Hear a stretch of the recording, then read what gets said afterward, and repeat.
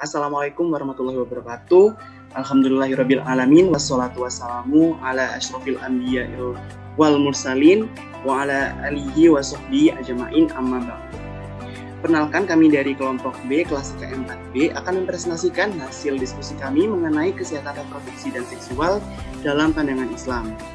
Selanjutnya, adapun untuk anggota kelompok kami yang terdiri dari Adela Sanina, Yeda Rahma, Salsabila, Naura Konita, Laura Nadia, Septi Syatri, Iga Ulumuddin, Alisa Ikahana, Diva Adila, dan Alifa Salsabila. Konsep kesehatan reproduksi. Konsep kesehatan reproduksi adalah keadaan sejahtera fisik, mental, sosial dalam segala hal yang berkaitan dengan kesehatan reproduksi. Kesehatan reproduksi berkaitan dengan kemampuan untuk memiliki kehidupan seksual yang memuaskan dan aman, kemudian memiliki keturunan dan bebas menentukan jumlah dan waktu memiliki keturunan. Perempuan yang sudah mengalami haid merupakan indikasi bahwa perempuan tersebut telah mampu bereproduksi, yakni mengalami proses kehamilan dan melahirkan. Menstruasi menandakan kematangan seksual seorang perempuan, dalam arti perempuan mempunyai ovum yang sudah siap dibuahi, bisa hamil dan bisa melahirkan anak. Oleh para ulama fikih, siklus ini disebut dengan istilah haid. Next.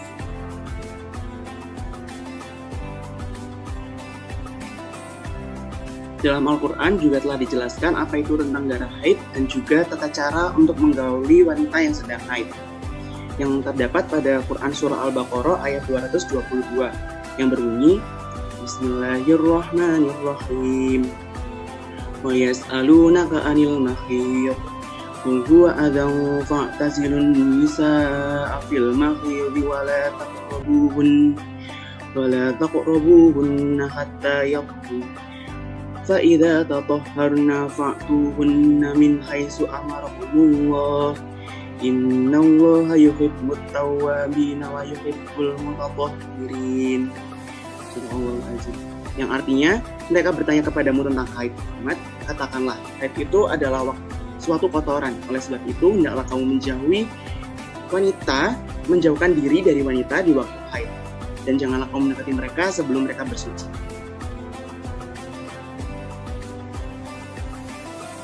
Next.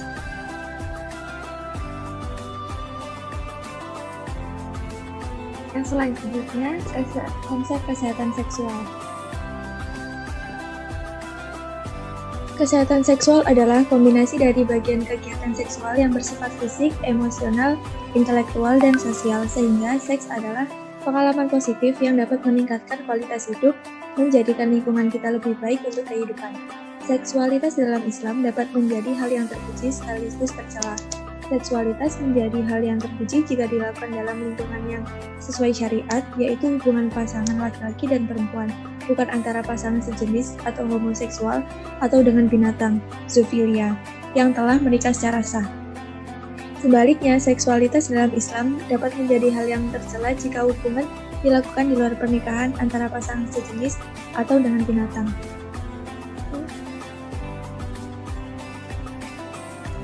Sebagaimana firman Allah dalam Quran Surat An-Naml ayat 55 yang berbunyi Bismillahirrahmanirrahim A'innakum lata'tunar rijala syahwatan min dunin nisa bal antum qaumun tajhalun, yang artinya, mengapa kamu mendatangi laki-laki untuk memenuhi nafsumu, bukan mendatangi wanita? Sebenarnya kamu adalah kaum yang tidak mengetahui akibat perbuatanmu. Sebagaimana firman Allah dalam Quran Surat Asy-Syu'ara ayat 165-166 yang berbunyi Bismillahirrahmanirrahim Ata'tuna dzukrana minal alamin wa tadharuna ma khalaqalakum rabbukum min azwajikum bal antum qaumun 'adun, yang artinya, mengapa kamu mendatangi jenis lelaki di antara manusia dan kamu tinggalkan istri-istri yang dijadikan oleh Tuhanmu untukmu, bahkan kamu adalah orang-orang yang melampaui batas. Pandangan Islam terhadap kesehatan reproduksi. Yang pertama adalah kesehatan ibu dan anak. terdapat konsep continuum of care yang berarti upaya preventif, promotif, kuratif, dan rehabilitatif untuk kesehatan ibu pada siklus kehamilan, persalinan, dan nifas. Nah, kesehatan ibu dan anak ini menjadi salah satu indikator kesehatan yang penting karena seorang ibu akan melahirkan seorang anak sebagai penerus bangsa. Oleh karena itu, KIA ini menjadi salah satu sektor kesehatan yang perlu untuk diperhatikan. Menurut Islam, terdapat 3 fase dalam kehamilan. Yang pertama adalah nutfah, alaqah, dan mudghah. Nah, pada fase nutfah ini merupakan fase pertemuan antara sel sperma dan sel telur.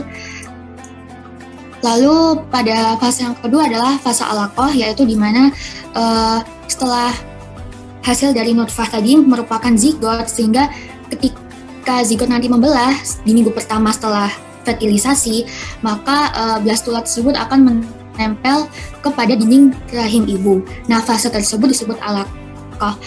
Pada beberapa tafsir disebutkan juga bahwa alaqah ini berarti seperti lintah dan segumpal darah.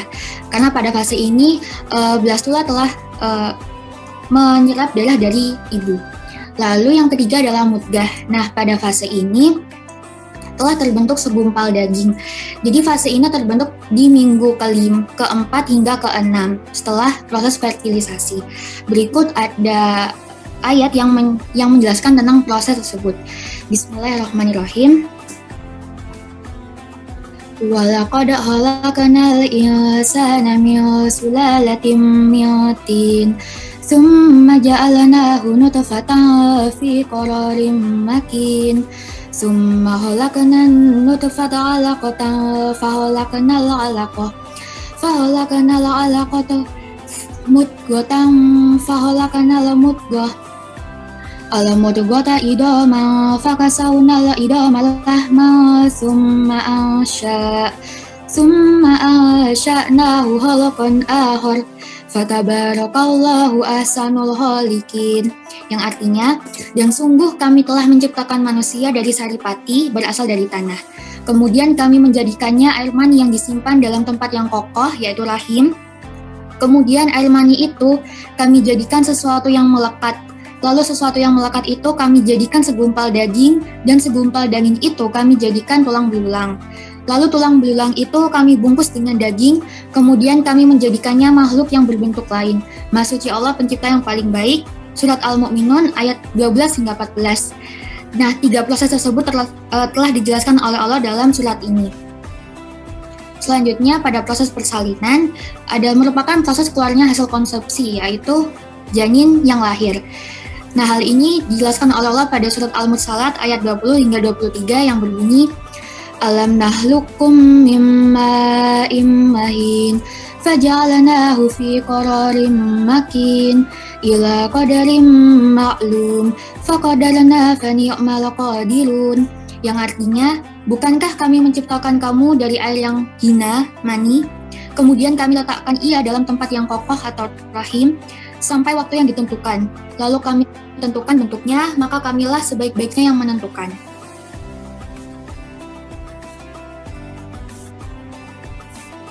Selanjutnya, untuk proses melahirkan itu sendiri, Allah juga sudah memberikan tuntutan untuk mempersiapkannya dalam surat Maryam ayat 22-25. Bismillahirrahmanirrahim. Fahamalathu fantabadat bihi makanan qasiyya. Faja'ahal makhadu ilahi bi'innakhlah. Qalat ya laitani mittu qabla hadha wa kuntu nasyan mansiyya. Fanadaha min tahtiha alla tahdani qad ja'ala rabbuka tahtaki sariyya wa huzzi ilayki bijiz'in nakhlati tusakit alayki rutuban janiyya, yang artinya, maka dia Maryam mengandung, lalu dia mengasingkan diri dengan kandungannya itu ke tempat yang jauh. Kemudian rasa sakit akan melahirkan memaksanya bersandar pada pangkal pohon kurma. Dia Maryam berkata, wahai, betapa baiknya aku mati sebelum ini, dan aku menjadi orang yang tidak diperhatikan dan dilupakan. Maka dia Jibril berseru kepadanya dari tempat yang rendah, Janganlah engkau bersedih hati, sesungguhnya Tuhanmu telah menjadikan anak sungai di bawahmu. Dan goyanglah pangkal pohon kurma itu ke arahmu, niscaya pohon itu akan menggugurkan buah kurma yang masak kepadamu. Dari ayat tersebut dinyatakan bahwa kurma juga bisa memiliki gula yang bisa memberikan tenaga kepada ibu yang hendak melahirkan. Bismillahirrahmanirrahim. Wal walidatu yuridna auladahunna hawlaini kamilaini liman arada an yutimma radha'a walal mauludi lahu rizquhunna wa kiswatuhunna bil ma'ruf la tukallafu nafsun illa wus'aha la tudara walidatun biwaladiha wala mauludun lahu biwaladihi warithi dzalik fa in arada fisalan aw taradin minhuma wa tasyawurin fala junaha alaihima wa in aradtum an tastardi'u awladakum fala junaha alaikum idza tallamtum ma ayatum bil ma'ruf wattaqullaha wa'lamu annallaha bima ta'maluna basir, yang artinya adalah dan ibu-ibu hendaklah menyusui anak-anaknya selama 2 tahun penuh bagi yang ingin menyusui secara sempurna, dan kewajiban ayah menanggung nafkah dan pakaian mereka dengan cara yang patut. Seseorang tidak dibebani lebih dari kesanggupannya. Janganlah seorang ibu menderita karena anaknya, dan jangan pula seorang ayah menderita karena anaknya. Ahli waris pun berkewajiban seperti itu pula. Apabila keduanya ingin menyapi dengan persetujuan dan permusyawaratan antara keduanya, maka tidak ada dosa atas keduanya. Dan jika kamu ingin menyusukan anakmu kepada orang lain, maka tidak ada dosa bagimu memberikan pembayaran dengan cara yang patut. Bertakwalah kepada Allah dan ketahuilah bahwa Allah melihat apa yang kamu kerjakan. Next.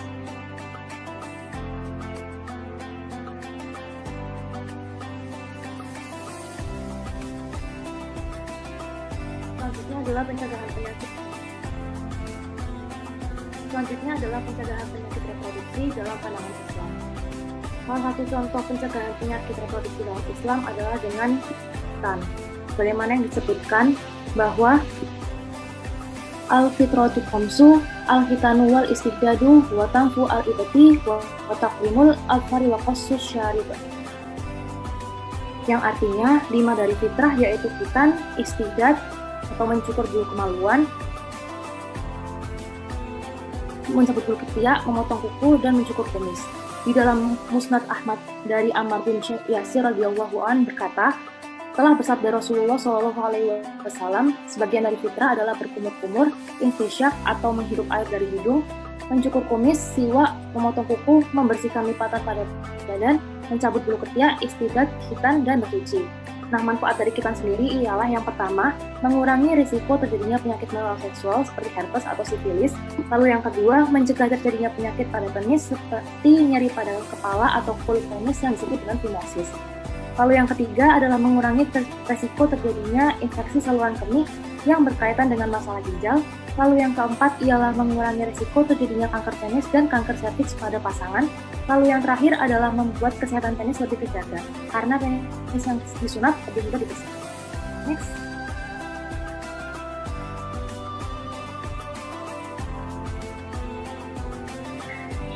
Selanjutnya yaitu pandangan Islam terhadap kesehatan seksual.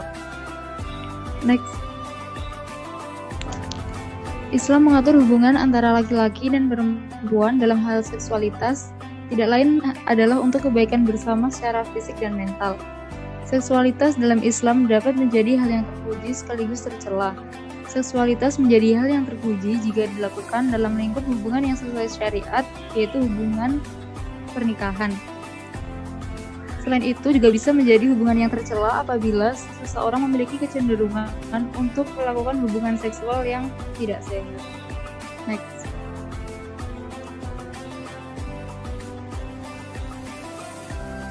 Islam melarang hubungan seksual melalui dubur dan mulut, homoseksualitas, sodomi, lesbianisme, dan perilaku seksual lain yang tidak wajar. Kekhawatiran Islam tentang hal ini sangat beralasan mengingat perilaku tersebut banyak ditemukan pada masyarakat di seluruh dunia yang berakibat pada timbulnya penyakit menular seksual. Hubungan seksual juga dilarang untuk dilakukan saat menstruasi, pasca melahirkan, ketika memiliki penyakit yang berat, dan di siang hari di bulan Ramadan. Penelitian di abad modern menunjukkan korelasi positif antara larangan tersebut dengan efek merugikan yang ditimbulkan bila dilakukan. Next.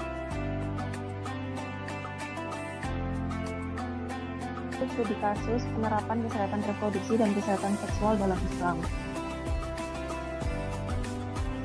Yang pertama yaitu berhubungan badan saat haid. Masih terdapat beberapa pasangan yang tetap melakukan hubungan badan meskipun pasangan perempuannya dalam masa haid tanpa memikirkan resiko yang bisa terjadi. Berhubungan seks saat haid dapat meningkatkan resiko terkena infeksi menular seksual karena terbukanya serviks selama haid dapat mempermudah penularan infeksi. Pada saat berhubungan, kelamin pria akan bertemu dengan darah haid secara langsung dapat membuat kuman atau virus yang ada di darah dapat menular ke pasangan. Penyakit tertentu yang bisa menular melalui darah atau air mani misalnya HIV, gonore, sifilis, atau hepatitis B. Vagina memiliki kadar keasaman atau pH normal berkisar antara 3,8 sampai 4,5. Namun selama menstruasi, kadar pH tersebut akan meningkat dan hal ini bisa memicu perkembangan jamur di area vagina dan menyebabkan infeksi jamur vagina. Ketika perempuan mengalami jamur vagina dan melakukan hubungan badan, hal tersebut akan menularkan kepada pasangannya. Sebelumnya sudah dijelaskan dalam surat Al-Baqarah ayat 222, yaitu mengenai larangan berhubungan badan saat masa menstruasi. Next.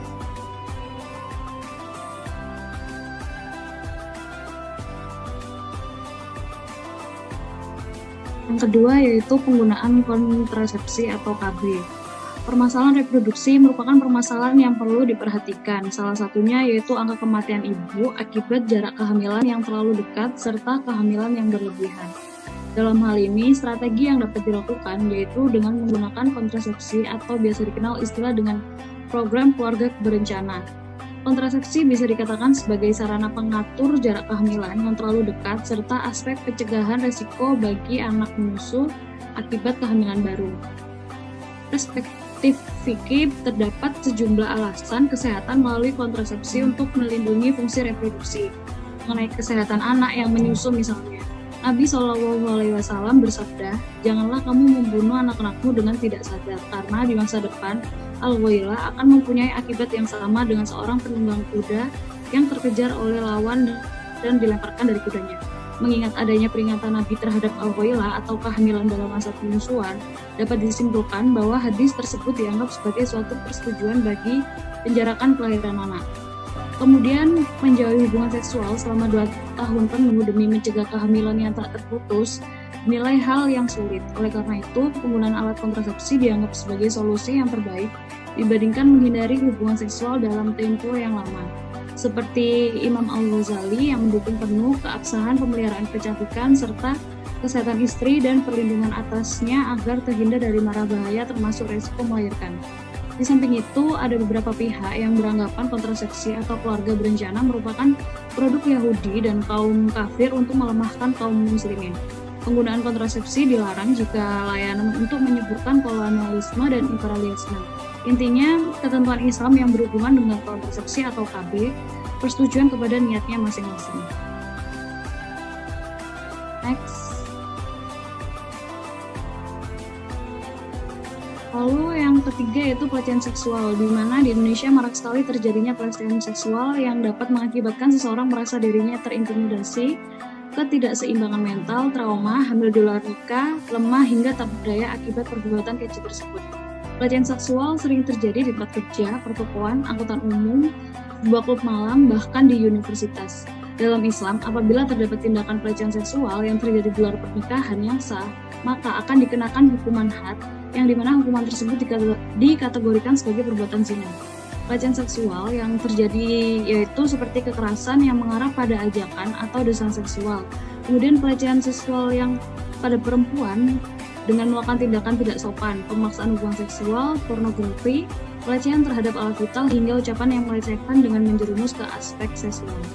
Al-Quran menyebutkan bahwasannya yang melakukan pelecehan seksual baik fisik maupun non-fisik dikatakan sebagai arrofas dan fakisya, di mana menurut mutasyirin arrofas adalah al-itashi li al-maroti al-kalam atau ungkapan-ungkapan keji terhadap perempuan yang menjerumus kepada seksualitas. Sedangkan fakisya juga hampir sama dengan arrofas, yaitu perbuatan atau ungkapan kotor yang menyerang dan merendahkan harkat dan martabat perempuan.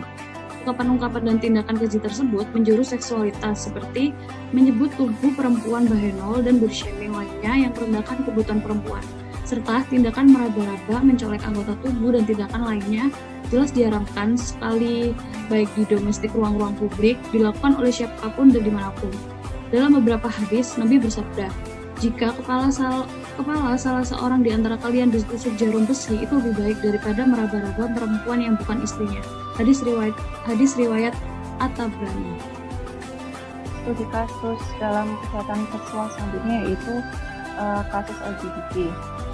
LGBT adalah penyimpangan orientasi seksual yang bertentangan dengan fitrah manusia, agama, dan adat masyarakat Indonesia. Dalam Islam, LGBT dikenal dengan dua istilah, yaitu liwat atau gay dan sihak atau lesbian. Berawal dari kisah Nabi Lut yang diperintahkan oleh Allah untuk menetap di sebuah daerah bernama Sadum atau Sodom yang mana masih berada di kawasan Yordania. Pada era saat ini, LGBT kembali ramai diperbincangkan dan banyak orang yang secara terbuka mengakui bahwa dirinya adalah seorang LGBT. Di Indonesia, banyak kasus LGBT yang menjadi sorotan. Contohnya yaitu PKG, pernikahan gay, dan banyak pasangan sesama jenis yang membuat video secara terbuka bahwa mengakui dirinya adalah seorang LGBT. Dalam Islam, jelas hukumnya bahwa LGBT adalah haram. Dalil hadis Abu Sa'id Al-Khudri yang diriwayatkan oleh Al-Imam Muslim nomor 338, At-Tirmizi nomor 2793, dan Abu Dawud nomor 4018 bahwa Rasulullah SAW bersabda, la yanzuru rajulu ila auratir rajuli walal mar'atu ila auratil mar'ati wala yusbi rajulu ila rajuli fi tabi wahidi wala tusbil mar'atu ila mar'ati fi saubil wahid. Janganlah seorang laki-laki melihat aurat laki-laki lain, dan jangan pula seorang wanita melihat aurat wanita lain. Dan janganlah seorang laki-laki memakai satu selimut dengan laki-laki lain, dan jangan pula seorang wanita memakai satu selimut dengan wanita lain. Untuk kesimpulannya, seksualitas dalam Islam dapat menjadi hal yang terpuji apabila lingkup hubungannya sesuai dengan syariat. Lalu dapat pula menjadi hal yang tercela apabila hubungannya berada di luar pernikahan, hubungan sesama jenis, atau hubungan dengan binatang. Islam memiliki pandangan sendiri terhadap kesehatan reproduksi dan kesehatan seksual. Pandangan terhadap kesehatan reproduksi salah satunya itu kesehatan ibu dan anak, di mana kesehatan ibu berperan penting dalam pertumbuhan dan perkembangan anak. Fase kehamilan dalam Islam terbagi atas 3 fase, yaitu nutfah atau proses pertemuan antara sperma laki-laki dan sel telur perempuan. Ada alaqoh atau embrio berbentuk seperti lintah yang menyedot darah dari dinding rahim ibu, dan yang terakhir ada mudghah yang artinya embrio yang terbentuk menjadi segumpal daging. Siklus berikutnya adalah persalinan atau proses pengeluaran hasil konsepsi atau janin, dan ada masa nifas yang berlangsung selama 40 hari. Pandangan Islam terhadap kesehatan seksual memiliki aturan tersendiri dalam melakukan hubungan seksual, dan Islam melarang berhubungan seksual pada saat menstruasi, pasca melahirkan, penyakit berat, dan siang hari di bulan Ramadan. Sekian presentasi dari kelompok B. Subhanakallahumma wa bihamdika asyhadu alla ilaha illa anta astaghfiruka wa atubu ilaik. Wassalamualaikum warahmatullahi wabarakatuh.